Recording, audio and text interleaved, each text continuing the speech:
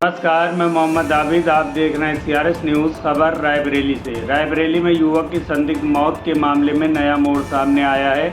आपको बताते चले, जगतपुर थाना क्षेत्र के छिछौरा गांव में 22 मार्च को सुरेश नाम के युवक की मौत हुई थी।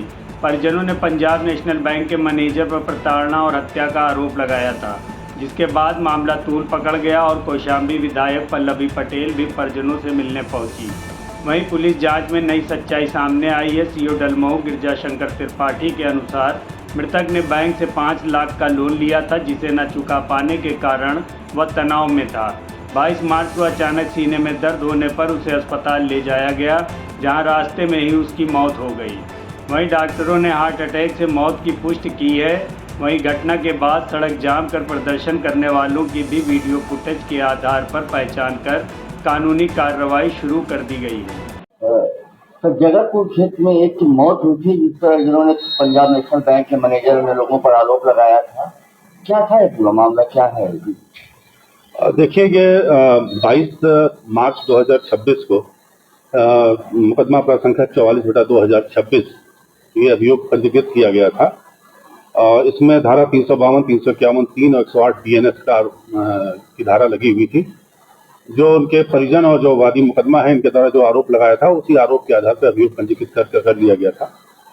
इसमें जो मुख्य इनके द्वारा आरोप लगाए गए थे, वो आपको मैं संक्षेप में बता देता हूं। पहला तो इनका आरोप ये था, जो bank manager Punjab national bank के ऊपर लगाया गया था, कि इनके द्वारा दिनांक 16/3/2026 को दिन में करीब 11 बजे आकर के घर पे इनके द्वारा धमकी दी गई थी लोन की रिकवरी को लेकर के, और इनके द्वारा कहा गया कि हम जमीन को नीलाम करा देंगे।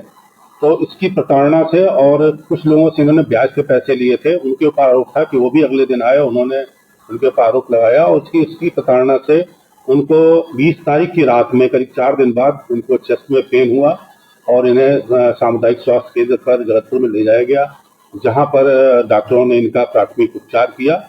जो सिम्टम्स थे वो उनके चेस्ट में पेन था और ब्रीदिंग में प्रॉब्लम थी, सांस जो है नहीं ले पा रहे थे, और BP काफी बढ़ा हुआ था, और हाथ में और चेस्ट में काफी पेन हो रहा था इनके।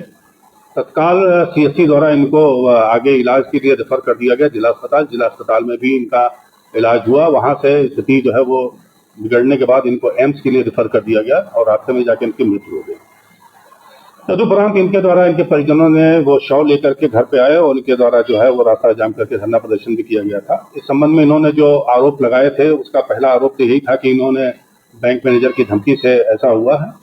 जांच के अनुक्रम में जो बात प्रकाश में आई, उसमें ये लगा कि जिस दिन इन्होंने आरोप लगाया कि इन्होंने धमकी दी है, उस दिन CCTV फुटेज जो संरक्षित किया गया है, विवेचना में उसका समावेश भी किया गया है। उस दिन वो ब्रांच मैनेजर और फील्ड अफसर वो बैंक में ही मौजूद थे। सभी बैंक कर्मचारियों के कथन भी अंकित किए गए।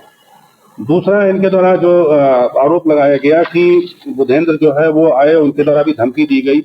इस संबंध में जो तथ्य प्रकाश में आए हैं वो ये है कि बुधेंद्र और कुछ लोगों द्वारा, इनके पिता के द्वारा भी पिछले 15 वर्षों से सुरेश और उनके भाई हरिश्चंद्र से वो ब्याज पे पैसे लेने का कारोबार चल रहा था, और ये गल्ले का काम करते थे और गल्ले के कारोबार में ही ये पैसा लेते थे और समय समय पर पैसे का भुगतान करते थे।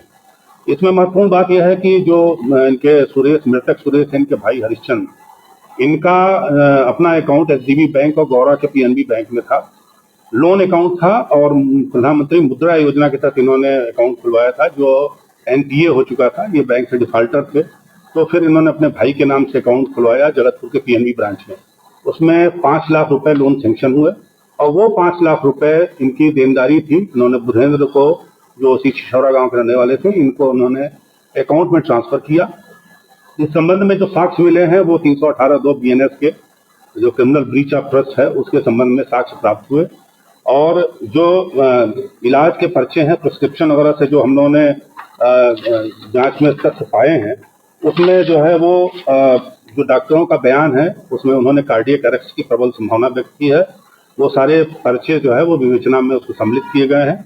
और इनका तीसरा एक आरोप था कि ये लोन जो है वो फर्जी ढंग से कराया गया था, इनके संज्ञान में नहीं था।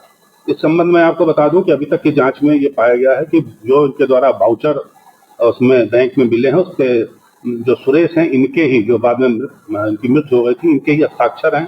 हरिश्चंद्र द्वारा वो अकाउंट खुलवाया गया था क्योंकि इनका लोन अकाउंट एनपीए हो गया था और इनके मोबाइल पे जो भी पैसे का लेन देन होता था उसके अलर्ट भी मैसेज आते थे।